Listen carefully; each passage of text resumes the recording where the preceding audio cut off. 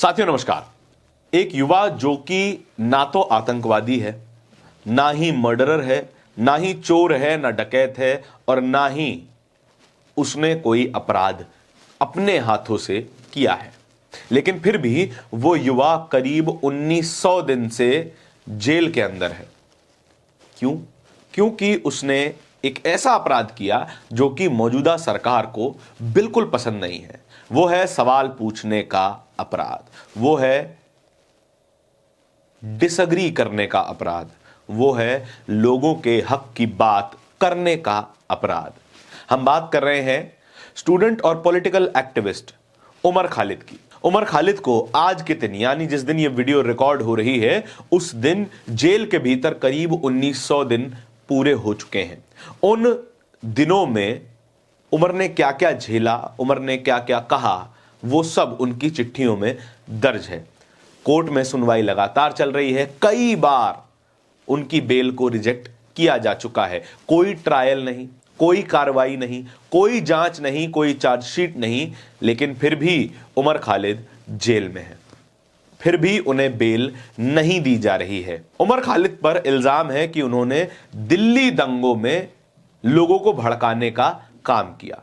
अपने एक भाषण में, जो कि उन्होंने दिल्ली में दिया ही नहीं, वो दिया गया महाराष्ट्र के अमरावती में।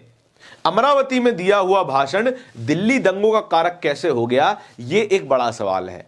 और दूसरा इल्जाम उन पर यह है कि शाहीन बाग में उन्होंने आम आदमी पार्टी के पूर्व पार्षद के साथ मिलकर दिल्ली दंगों की साजिश रची। यह एक इल्जाम है, लेकिन ना तो यह इल्जाम अभी तक साबित किया जा सका है, ना ही इस पर कोई कार्रवाई की जा सकी है और ना ही उमर खालिद को बेल दी जा सकी है।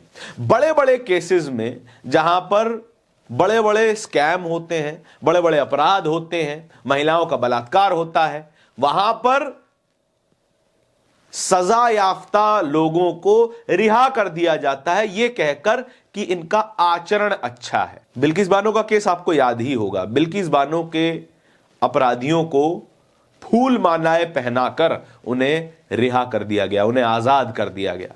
लेकिन उमर खालिद को रिहा नहीं किया जा सकता, क्योंकि वो एक सवाल पूछने वाला युवा है, क्योंकि वो डिसएग्रीमेंट रखने वाला युवा है और लोगों की बात करता है। यह तो सबसे बड़ी परेशानी मौजूदा सरकार के लिए है। एक ऐसी ही सुनवाई में, जहां पर उमर खालिद की बेल के बारे में चर्चा हो रही थी, बेल की सुनवाई चल रही थी सुप्रीम कोर्ट में, वहां पर सीनियर एडवोकेट कपिल सिब्बल ने एक बात पूछी जजेस से कि क्या उमर खालिद की कोई अपराधी है? उमर खालिद कोई आतंकवादी नहीं है, तो फिर उसे बेल क्यों नहीं दी जा रही?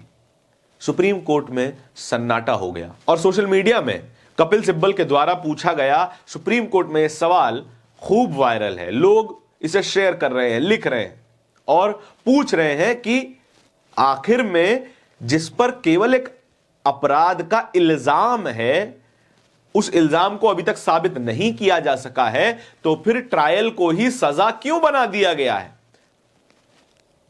लॉ का जो नियम है वो ये है कि ट्रायल सजा नहीं होना चाहिए।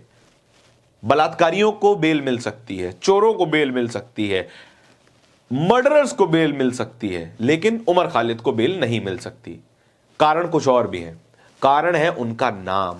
जिस धर्म से वो आते हैं वो धर्म उमर खालिद है। उमर मुसलमान है। शायद अगर हिंदू होते या फिर किसी और समाज से होते तो शायद उम्मीद की जा सकती है कि उन्हें बेल मिल भी जाती, लेकिन उमर खालिद, खालिद सैफी, शर्जील इमाम, ये तमाम स्टूडेंट्स जिन्हें सवाल पूछने के अपराध में जेल में रखा गया है, उन पर तमाम तरीके के आरोप थोपे गए हैं, उन्हें बेल नहीं दी जाती है। जो सुप्रीम कोर्ट में हुआ हो वो हम आपको पढ़कर सुना देना चाहते हैं। My lord, no terrorist act, why Delhi police has kept Umar Khalid jailed. Senior advocate Kapil Sibbal has questioned delaying in granting bail. ये सुप्रीम कोर्ट में उन्होंने पूछा है। कोई टेररिस्ट एक्ट नहीं लगा है, कोई मकोका नहीं है, कुछ नहीं है, लेकिन फिर भी उमर जेल में है। Kapil Sibal in Supreme Court, Umar Khalid, Sharjeel Imam are not terrorist, just student protesting, why keep them in jail, why delay in bail. Protest करना अपराध कैसा हो जाता है, प्रोटेस्ट करना आतंकवाद जितना संगीन अपराध कैसे हो जाता है, प्रोटेस्ट करना, सवाल पूछना देशद्रोही कैसे हो जाते हैं ये लोग, ये आज तक ना समझ में आया है और ना ही समझ में आने वाला है। अब द हिंदू अखबार में छपी इस खबर को देख लीजिए। उमर खालिद 4 साल बिना जमानत या सुनवाई के जेल में सड़ रहा है। दिल्ली पुलिस की विशेष सेल ने जेएनयू के पूर्व छात्र को दंगों में कथित भूमिका के लिए 14 सितंबर 2020 को यूएपीए के तहत गिरफ्तार किया था, जिसमें 53 लोग मारे गए थे। दिल्ली दंगों के असल अपराधी, जिसने खुलकर कहा कि हम पुलिस की भी नहीं सुनेंगे, जो हमें करना होगा हम करेंगे, और उसके तुरंत बाद दंगा होता है, उस व्यक्ति को सजा नहीं मिलेगी, उस व्यक्ति को मंत्री बनाया जाएगा। लेकिन जो व्यक्ति कह रहा था कि हम पीसफुल प्रोटेस्ट करेंगे, उस व्यक्ति को अपराधी बना दिया जाता है। कमाल का न्याय इस वक्त चल रहा है और 4 साल इस खबर में लिखा गया है, और यह खबर 1 साल पहले छपी थी, 14 सितंबर 2024 को छपी थी, उसी दिन जिस दिन 2020 में उमर खालिद को अरेस्ट किया गया था। और आज 1 साल से ज्यादा वक्त और इस समय में ऐड हो गया है, यानी कि लगभग 1825 दिन से उमर जेल में है।